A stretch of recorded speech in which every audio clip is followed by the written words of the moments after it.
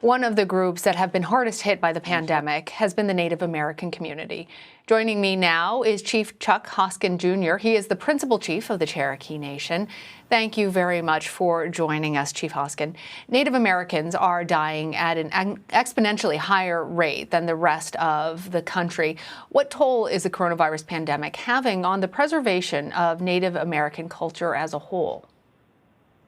Well, it's taking a great toll on our nation. And when we think about what's most precious in the Cherokee Nation in any time, it's our elders. And when we look at our elder population, that's by and large who our fluent speakers are. We're a large Indian nation, 385,000 citizens. We only have about 2,000 fluent speakers left. And if we lose our language, we lose really something very special in what it means to be Cherokee. And so we've lost at this point nearly 40 fluent speakers. That means we've lost something that's a national treasure. And so that number alone is jarring to me as chief of the Cherokee Nation.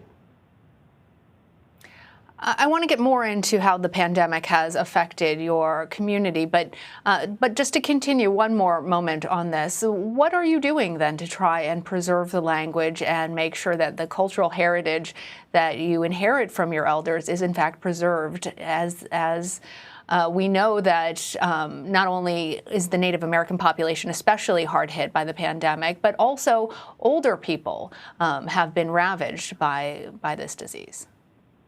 Yeah, absolutely. So before COVID hit, we were in the middle of the biggest effort in our history to save the Cherokee language. When COVID hit, we immediately knew that the most vulnerable among us were going to be affected, and we thought of our speakers. We shut down all of our casinos back in March for a period of months to protect the public and protect the workforce. I remember sitting with our Deputy Chief, Brian Warner, and the first thing he thought of was, in all those casinos, we've got perishable food.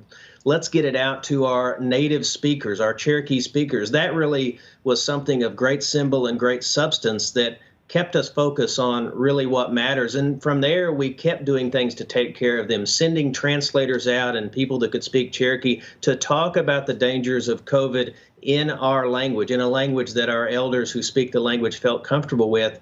When it came to testing, we put a priority on our elders, and we made testing available out in the communities. And when it came time for the vaccine, we made sure that our native speakers were at the front of the line along with our healthcare workforce. And so we've, I think, had great success. The Cherokee Nation will be able to continue to be leading on COVID if the government of the United States will continue to provide resources. Well, that segues very well into what I was going to talk to you about next, which is President-elect Joe Biden's plans to rapidly expand the coronavirus vaccine distribution effort. He says that he intends to target people of color and Native Americans across the country and getting those resources out. Here's some of what he had to say on Friday. While millions of Americans have already gotten the vaccine and millions more are already to get it, we also know we need to address vaccine hesitancy and build trust in many communities. We know that's the case, for example, in Black, Latino, and Native American communities. People who have not always been treated with dignity and honesty they deserve by the federal government and the scientific community throughout our history. So, Chief Hoskin, you hear the incoming president addressing the skepticism in the Native American community surrounding the COVID-19 vaccine. How have you seen those doubts play out in the Cherokee Nation?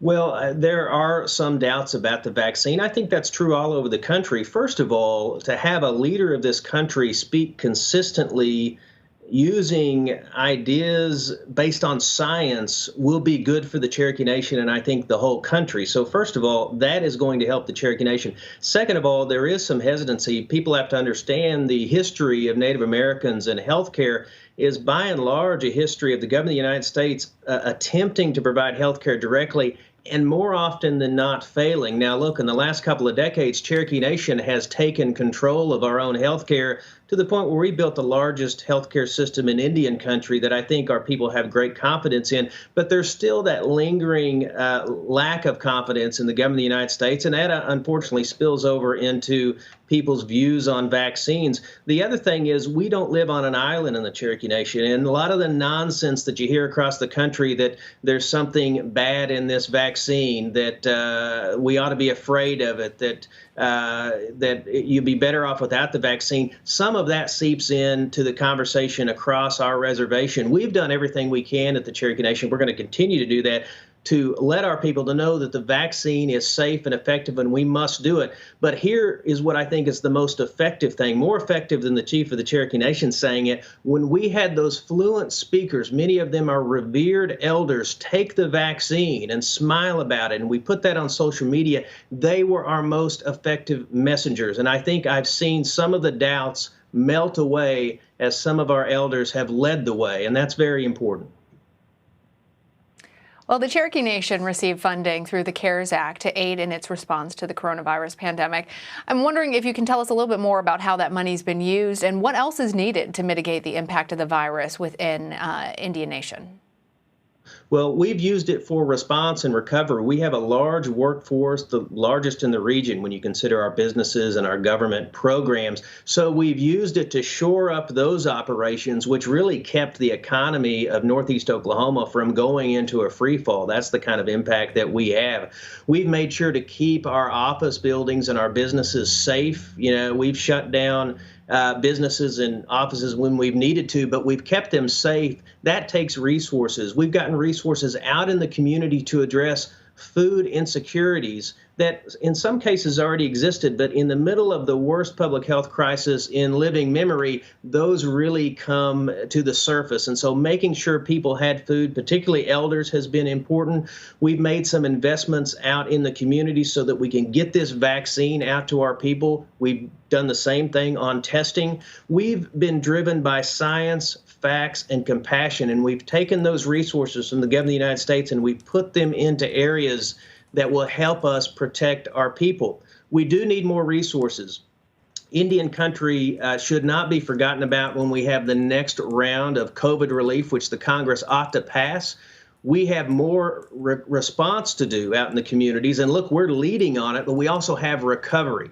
We have recovery for our people, recovery for the local economy. The government of the United States ought to make Indian country a priority, and leaders across Indian country are going to make sure of it, myself included. Chief Hoskin, before I let you go, you made history when you and the Cherokee Nation appointed Kim Teehees as the first delegate of a Native American tribal nation to Congress. Once she's seated, how significant will her appointment to Congress be? And also, how significant is Representative Deb Haaland's appointment as the first Native American secretary to the president in one of the cabinet positions?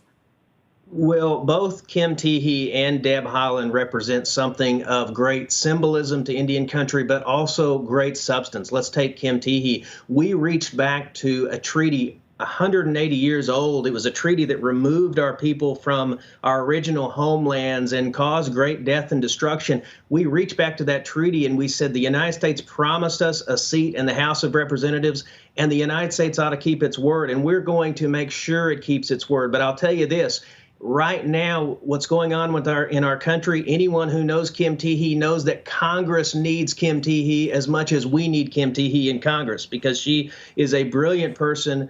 She's passionate about serving the Cherokee people. That's why it'll be of great, not just symbolism, but substance. She will get things done. She'll be a champion for all of Indian country. And look, Deb Haaland is really breaking that glass ceiling. There's never been a Native American run the Department of the Interior. She was a great leader already in Congress. We'll miss her there, but the Senate needs to confirm her because she will take an agency that has such influence over Indian country and other parts of the country that are very significant, and she will lead that agency with compassion, but also great intelligence. She'll surround herself by great advisors, and I'm excited about it. I've endorsed her confirmation, and she'll get things done. And when Kim Teehees gets into Congress, look, she's a full-blood Cherokee woman. They're not going to know what hit them when she walks through the doors. She will lead for the Cherokee Nation and be a leader in this country.